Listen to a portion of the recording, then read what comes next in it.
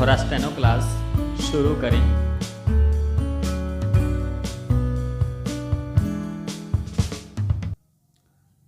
शुरू।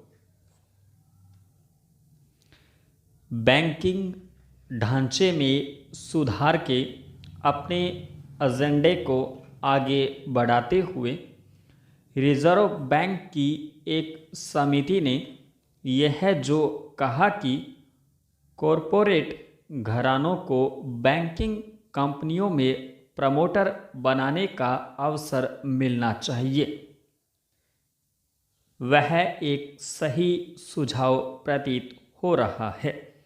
लेकिन यह भी देखने की आवश्यकता है कि बैंकिंग क्षेत्र में कहीं अधिक सुधारों की ज़रूरत है।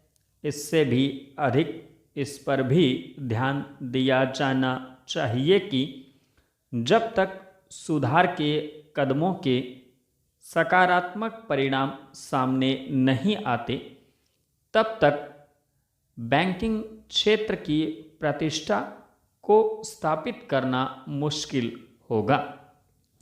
इससे इनकार नहीं कि पिछले कुछ वर्षों में रिजर्व बैंक ने बैंकों में सुधार को गति देने वाले एक के बाद एक कदम उठाए हैं, लेकिन इसकी अनदेखी नहीं की जा सकती कि गड़बड़ियों और विसंगतियों का सिलसिला खत्म होने का नाम नहीं ले रहा है।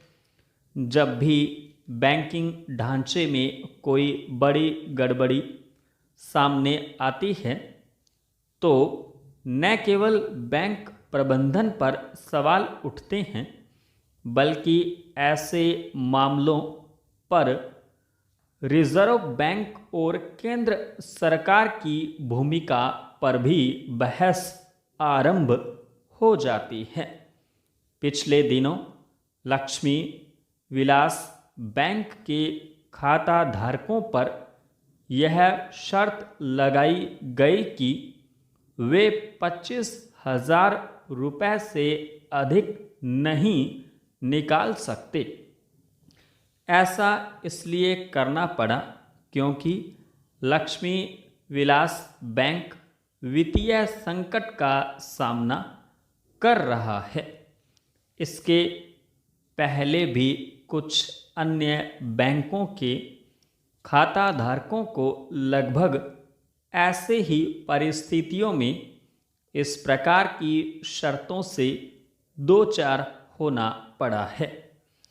बैंकिंग ढांचे में सुधार के कदमों को आगे बढ़ाने के साथ ही इस पर भी विचार करना चाहिए कि उनके फंसे हुए कर्जों पर उल्लेखनीय कमी कैसे आए। फंसे हुए कर्जों को एक सीमा तक नियंत्रित करना अभी भी एक बड़ी चुनौती बना हुआ है।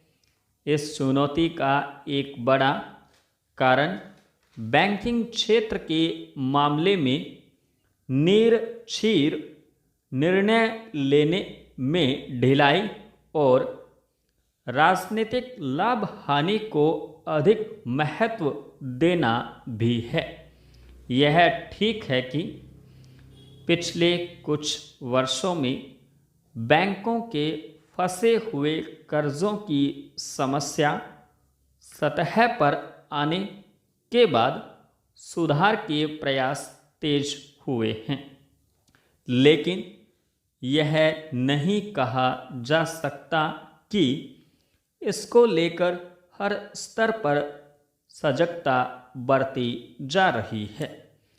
जहाँ तक बड़े बैंकों की ज़रूरत रेखांकित करने की बात है, तो यह बहुत पहले से कहा जा रहा है कि बैंकों की तादाद की उतनी ज़रूरत नहीं जितना कि उनका बड़ा और सक्षम होना।